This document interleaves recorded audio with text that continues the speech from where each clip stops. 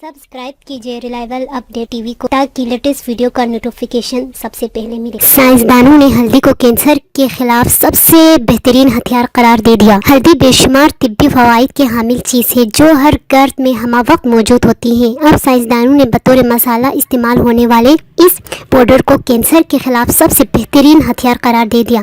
Mile on line کے مطابق امریکی سائنسدانوں نے نئی تحقیق کے نتائج میں بتایا ہے کہ ہلدی میں پائے جانے والے کوکومینس نامی کمپاؤنڈ کینسر کا بہترین علاج ہے اور کینسر کے ٹیومر کی بڑھوتری کو روکتا ہے اور کینسر زدہ خلیوں کو ختم کر دیتا ہے۔